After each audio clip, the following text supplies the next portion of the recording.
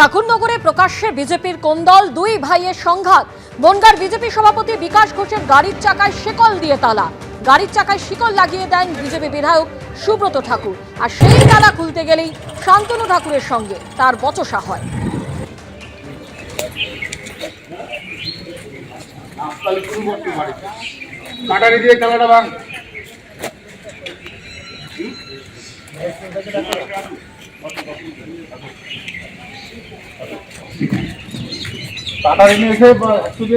তোমার সাথে আমার কথা, আমার বাড়িতেও আসছে, আমার বাড়িতেও আসছে, আমার তোমার আমার সঙ্গে দেখা করতে আসছে। ঠিক আছে, আমার ওর সাথে কথা। আমার কথাটা হচ্ছে যে তুমি সেদিনকে পালাই গেল, তাপসদা সেদিনকে বললো, তাপস না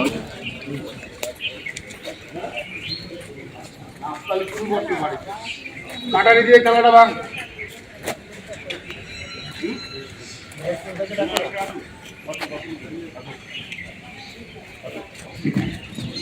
টেলিফোনে রয়েছেন আমাদের প্রতিনিধি সমীরণ পাল। সমীরণ, একই দলে রয়েছেন দুই ভাই, একজন বিধায়ক অন্যজন সাংসদ, এইরকম একটা সংঘাতের পরিস্থিতি কেন তৈরি হলো? দেখো, দীর্ঘ কয়েক মাস ধরে এই সংঘাতের পরিস্থিতি তৈরি হয়েছে এবং আজকে সেটা চরমে পৌঁছয় যে ঠাকুরনগর মতুয়া ধামে যখন সাংসদ তথা কেন্দ্রীয় জাহাজ প্রতিমন্ত্রী শান্তনু ঠাকুরের কাছে এসেছিলেন বনগাঁ সাংগঠনিক জেলা বিজেপির সভাপতি বিকাশ ঘোষ, সেই সময় দুপুরবেলা তার গাড়িতে শিকল দিয়ে তালা লাগিয়ে দেওয়ার অভিযোগ ওঠে যে বিজেপি বিধায়ক গাইঘাটার সুব্রত ঠাকুর এবং তার অনুগামীদের বিরুদ্ধে।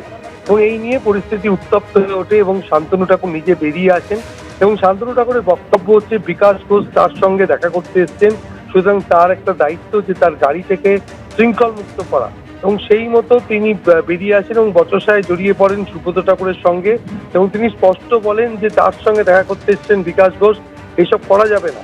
এবং তারপরেই শিকল খুলে দেওয়া হয়। এর কয়েক ঘন্টা যেতে না যেতেই এবং যে কারণে তালা ঝোলানো হয়েছিল, সুব্রত ঠাকুরের পক্ষ থেকে বলা হয়েছিল যে বনগাঁ সাংগঠনিক জেলা বিজেপির পক্ষ থেকে যে সমস্ত মন্ডল সভাপতির নাম ঘোষণা করা হয়ে গেছিল অনেক আগে, সামনে নির্বাচন এবং তার আগে যাতে সংগঠন মজবুত করা যায়, সেই কারণে গাইঘাটা মন্ডল 1-এর বিজেপির যে সভাপতি সেটা নির্বাচন করা হয়নি, কারণ সেই কারণে সেই দাবিতেই তারা এই ঘটনা ঘটায়।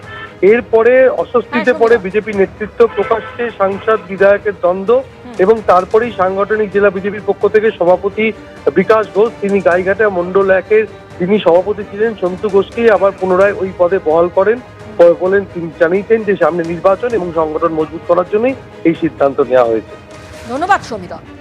বিজেপির মন্ডল সভাপতি নিয়োগ নিয়ে ঠাকুরনগরে সুব্রত ঠাকুর এবং শান্তনু ঠাকুরের মধ্যে সংঘাত, এই দুই ভাইয়ের কি বক্তব্য শোনাবো আপনাদের। আমার একটা গাইঘাটা মন্ডল 1 আর একটা কল্যাণীর বেরোয়নি।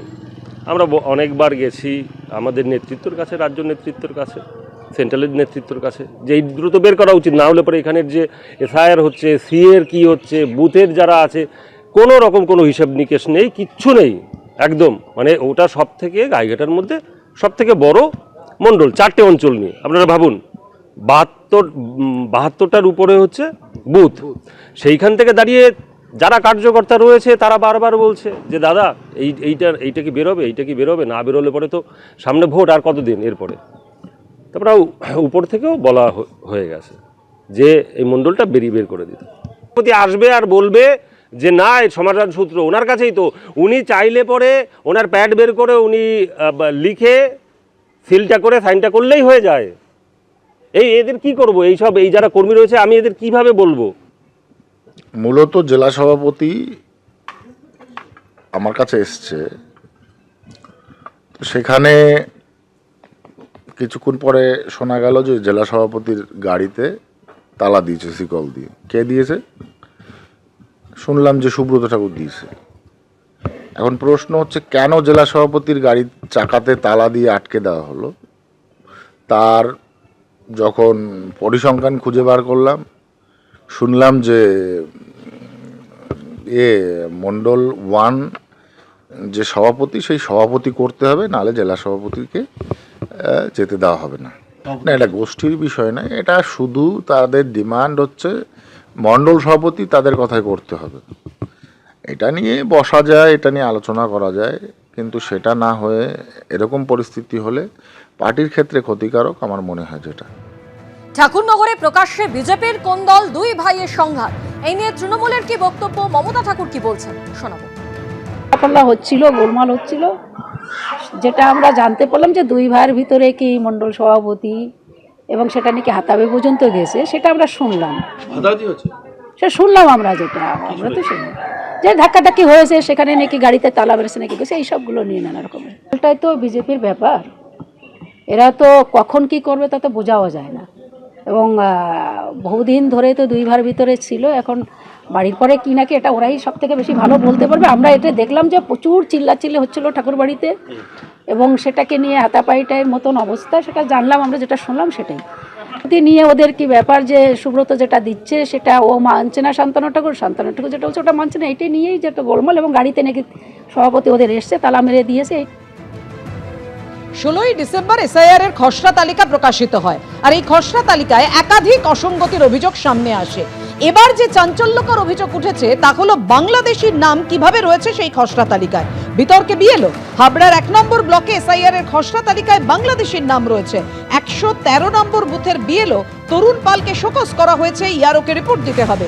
বিএলওর বাংলাদেশি আত্মীয়ের নাম এসআইআর এর খসড়া তালিকায়, দুই দেশের ভোটার তালিকায় নাম বিএলওর দিদি জামাইবাবু। অভিযুক্ত বিএলওর ভাই উত্তম বালা মচলন্দপুর 2 পঞ্চায়েতের তৃণমূলের সদস্য। বিউটি মন্ডল বাংলাদেশে থাকে, দেয় ভোটের সময় আসে, দেখি আসে। হ্যাঁ, কি করে হলো সেইটা, ওর ভাই তো বিএলআর, এটা তো বাংলাদেশ থেকে আইছে কিছুদিন আগে। হ্যাঁ, ভোটার কার্ড করেছে, সবারই করেছে, voter I card, Aadhaar card. একজন থাকে যেটা তোমার বিউটি মন্ডল বলে, উনি থাকে, আর বাকি সব এখানেই থাকে। ভোটার তালিকায় কার কার নাম আছে? ওনার বিউটি মন্ডল আছে, ওনার ওয়াই মানে হাজবেন্ডের আছে দুলাল মন্ডল। বিউটি মন্ডল কি এখানেও নাম তুলেছে? হ্যাঁ, এখানে তুলেছে, ওই জন্যই তো সব মানে ইয়ে আছে। হ্যাঁ, এসআইআর ফর্ম খসড়া নাম তুলেছে।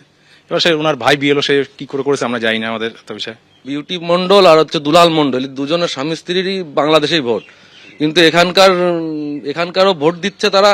এবং ভোট যখন দিতে আসে না, ভোটের সময় যে ভোটের সময় দিতে আসে না, সেই ভোটগুলো ওরা এখানকার লোকেরাই দিয়ে, ওই আই কার্ড দিয়ে এখানকার লোকেরা দিয়েই আমাদের বুথে গিয়ে ভোট দেয়। এসআইআর ফর্ম ফিল আপ করেছে কিন্তু উপস্থিত নেই, তবুও এসআইআর ফর্মটা ফিল আপ হলো কি করে?